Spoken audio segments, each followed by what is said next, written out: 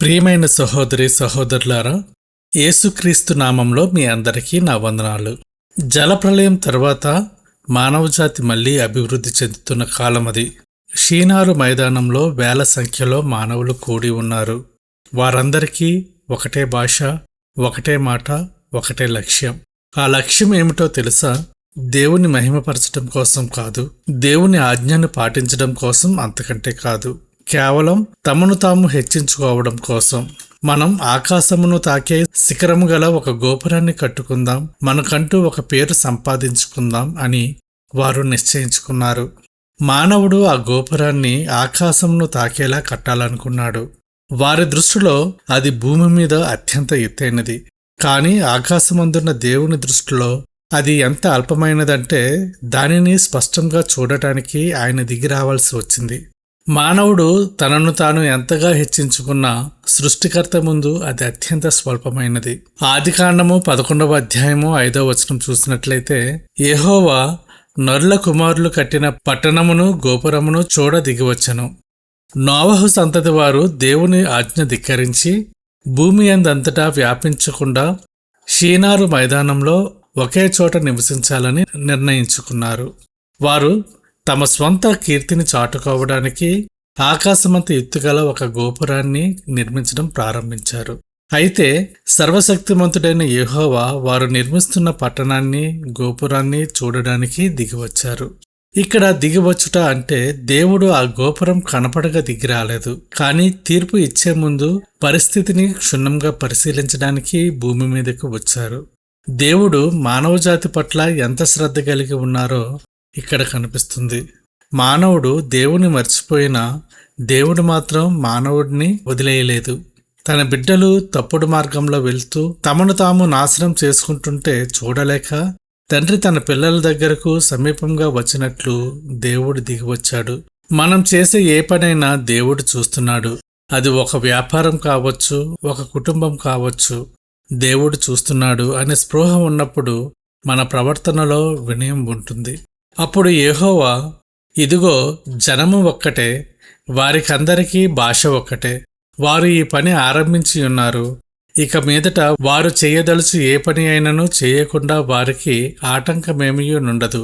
దేవుడు ఇక్కడ మానవుడిలో ఉన్న అపారమైన సామర్థ్యాన్ని గుర్తిస్తున్నాడు. దేవుడు మానవుడిని తన పోలికలో నిర్మించాడు కాబట్టి మానవుడు ఏకమైతే దేనినైనా సాధించగలడు. కానీ దైవభీతి లేని ఐక్యత ప్రమాదకరమైనది. ఒకవేళ వారు ఆ గోపురాన్ని పూర్తి చేస్తే మానవుడు తనను తాను దేవుడిగా ప్రకటించుకుని శాశ్వతంగా నశించిపోయే అవకాశం ఉంది. అందుకే దేవుడు వారిని అడ్డుకోవాలని నిర్ణయించుకున్నాడు.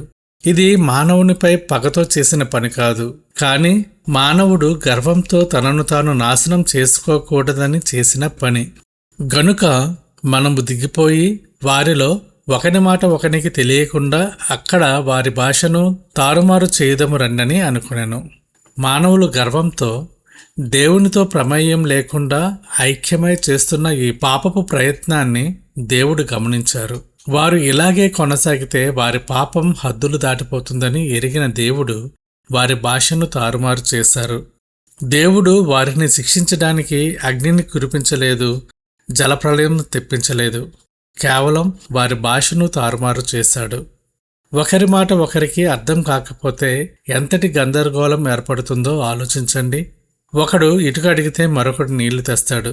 దీనివల్ల ఒకరి మాట ఒకరికి అర్థం కాక వారి మధ్య గందరగోళం ఏర్పడి ఆ గోపుర నిర్మాణం ఆగిపోయింది. ఒకరి మాట ఒకరికి అర్థం కాకపోవడం అనేది కేవలం మాటల మార్పు మాత్రమే కాదు, అది హృదయాల మధ్య దూరాన్ని పెంచింది. ఎప్పుడైతే అవగాహన లోపించిందో అప్పుడే వారి గర్వపు పునాదులు కదిలిపోయాయి. దేవుని సహాయం లేకుండా మనుషులు ఏదీ సాధించలేరని నిరూపించడానికి ఇది ఒక గొప్ప ఉదాహరణ. భాషలు తారుమారు ద్వారా దేవుడు వారిని భూమి మీద చెల్లాచెదురు చేశారు. తద్వారా ఆయన పూర్వపు ఆజ్ఞ భూమిని నిండించుడి అనేది నెరవేరింది. దేవుడు లేని ఏ ప్రణాళిక అయినా చివరికి అలాగే గందరగోళంతో ముగిస్తుంది. ఇక్కడ మనము అనే పదం తండ్రి, కుమార, పరిశుద్ధాత్మ దేవుడైన త్రిత్వమును సూచిస్తుంది. అలాగూ యెహోవా అక్కడి నుండి భూమి యందంతటా వారిని చెదరగొట్టెను. గనుక వారు ఆ పట్టణమును కట్టుట మానిరి, దానికి బాబేలు అను పేరు పెట్టిరి. ఎందుకనగా అక్కడ యెహోవా భూజనులందరి భాషను తారుమారు చేసెను. అక్కడ నుండి యెహోవా భూమి అందంతటా వారిని చెదరగొట్టెను. దేవుడు వారిని భూమి అందంతటా చెల్లాచెదురు చేశాడు. మానవుడు దేవుని ఆజ్ఞకు వ్యతిరేకంగా నిలబడలేడు. వారు తమకు ఒక పేరు సంపాదించుకోవాలని అనుకున్నారు, కానీ ఆ పట్టణానికి బాబేలు అని పేరు పెట్టబడింది. దేవుడు లేని ఏ ప్రయత్నమైనా చివరికి అవమానానికే దారితీస్తుంది. ఇక్కడ దేవుని సార్వభౌమాధికారాన్ని మరియు మానవ గర్వం వ్యర్థమైందని మనకు తెలియజేస్తుంది. యెహోవా వారిని అక్కడి నుండి భూమి అందంతటా చెదరగొట్టిన తర్వాత మానవ చరిత్రలో ఒక గొప్ప మార్పు సంభవించింది. మనుషులు తాము కట్టుకోవాలన్న గోపురాన్ని వదిలేసి దేవుని ఉద్దేశం ప్రకారం భూమి అందంతటా విస్తరించడం ప్రారంభించారు. భాషలు తారుమారైన తరువాత ఒకే భాష మాట్లాడే ప్రజలు ఒక గుంపుగా ఏర్పడి వేర్వేరు దిశల్లో ప్రయాణించారు. దీనివల్ల కాలక్రమేణా ప్రపంచవ్యాప్తంగా వివిధ భాషలు, ఆచారాలు, సంస్కృతులు ఏర్పడ్డాయి. దేవుడు మనుషులను ఒకే చోట కేంద్రీకృతం కాకుండా భూమిని నింపేలా చేశారు. ప్రియమైన సహోదరి సహోదరులారా, నోవహు జలప్రళయం తర్వాత దేవుడు మనుషులను భూమిని నిండించి అని ఆజ్ఞాపించారు. కానీ ప్రజలు దేవుని ఆజ్ఞకు విరుద్ధంగా ఒకే చోట ఆగిపోవాలని చూశారు. మనం దేవుని ప్రణాళికను ఎదిరించి మన స్వంత మార్గాలను వెతికినప్పుడు అవి ఎప్పటికీ సఫలం కావు. దేవుని ఉద్దేశమే అంతిమంగా నెరవేరుతుంది. పేరు ప్రఖ్యాతులు సంపాదించుకుందాం అని వారు అనుకున్నారు.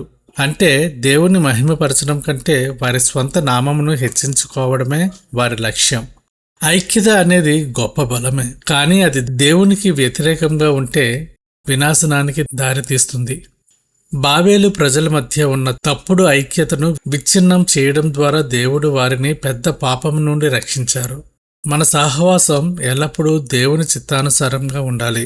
మానవుడు ఆకాశాన్ని తాకాలని గోపురం కట్టినా దేవుడు దానిని చూడటానికి దిగిరావాల్సి వచ్చింది. మనిషి ఎంత ఎత్తుకు ఎదిగినా దేవుని దృష్టిలో వాడు అల్పుడే. మన సాంకేతికత, జ్ఞానం ఎంత పెరిగినా దేవుని సార్వభౌమాధికారం ముందు అవన్నీ తక్కువే. నేటి కాలంలో మన టెక్నాలజీ, కెరియర్, ఆర్థిక స్థితిగతుల్లో ఎంతో ఎత్తుకు ఎదిగిపోవాలని కోరుకుంటున్నాము. ఇది తప్పు కాదు, కానీ మన ఎదుగుదలలో దేవునికి చోటు లేకపోతే మనం నిర్మించే ఆ గోపురం ఎప్పుడైనా కూలిపోవచ్చు. దేవుని ఆశీర్వాదం లేని విజయం మనకు నిజమైన తృప్తిని ఇవ్వదు. మన ప్రతి ప్రణాళికలో దేవుని ప్రమేయం ఉందో లేదో సరిచూసుకోవాలి. బాబేలు ప్రజలు మనం పేరు సంపాదించుకుందాం అనుకున్నారు. నేడు మనలో కూడా నా వల్లనే ఇది జరిగింది, నా తెలివితేటల వల్లనే నేను ఈ స్థాయికి వచ్చాను అనే గర్వం రావచ్చు. మన దగ్గర ఉన్న ప్రతిదీ దేవుడు ఇచ్చిన ఈవే అని గుర్తించాలి. మనకు పేరు రావడం కంటే దేవుని నామానికి మహిమ కలగడం ముఖ్యమని భావించినప్పుడే మన జీవితం ఆశీర్వదించబడుతుంది. ఐక్యత అనేది గొప్ప శక్తి, కానీ ఆ ఐక్యత స్వార్థం కోసం లేదా ఇతరులను తొక్కేయడం కోసం వాడకూడదు. బాబేలు వద్ద వారు దేవునికి వ్యతిరేకంగా ఏకమయ్యారు. మన కుటుంబాలలో లేదా కార్యాలయాలలో మన ఐక్యత అనేది దైవికమైన ఉద్దేశంతో ఉందా లేక మన స్వంత గ్రూపులను పెంచుకోవడానికి ఉందా ఆలోచించాలి. దేవుడు వారి భాషను తారుమారు చేసినప్పుడు వారి పని ఆగిపోయింది. కొన్నిసార్లు మనం ఎంతో కష్టపడి నిర్మించుకున్న ప్లాన్స్ అకస్మాత్తుగా ఆగిపోవచ్చు లేదా తారుమారు కావచ్చు. అప్పుడు మనం దేవుని మీద కోపగించుకుంటాం. కానీ బాబేలు వద్ద దేవుడు వారిని చెల్లాచెదురు చేయకపోతే వారు మరింత పాపంలో కూరుకుపోయేవారు. అలాగే మన జీవితంలో కొన్ని అనుకున్నవి జరగలేదంటే అది దేవుడు మనల్ని ఒక పెద్ద ప్రమాదం నుండి రక్షించి సరైన మార్గంలో నడిపించడానికే అని నమ్మాలి. ప్రార్థన. సర్వాధికారమైన మా పరలోకపు తండ్రి, నీ పవిత్ర నామానికి స్తోత్రాలు. బాబేలు వద్ద మనుషుల గర్వాన్ని అణచివేసి నీ చిత్తాన్ని నెరవేర్చిన నీ అద్భుతమైన జ్ఞానాన్ని బట్టి నిన్ను స్తుతిస్తున్నాము. నీవే రాజ్యములను స్థాపించువాడువు, నీవే వాటిని కూల్చువాడువు. నీ సార్వభౌమాధికారానికి వందనాలు. ప్రభువా, నా జీవితంలో అనేకసార్లు నీ ప్రమేయం లేకుండా నా సొంత ప్రణాళికలు వేసుకున్నాను. నీ ఆజ్ఞలను అతిక్రమించి నా సొంత మార్గాలలో నడవాలని చూశాను. నా హృదయంలో ఉన్న గర్వాన్ని, అహంకారాన్ని క్షమించండి. మీ దృష్టిలో నేను ఎంత అల్పుడినో గుర్తించి మీ కృప మీద ఆధారపడేలా నన్ను మార్చండి. మీ రక్తంతో నా పాపాలను కడిగి శుద్ధీకరించండి. తండ్రి, ఈ రోజు నా జీవితంలో ఎదురయ్యే గందరగోళ పరిస్థితుల నుండి నన్ను విడిపించండి.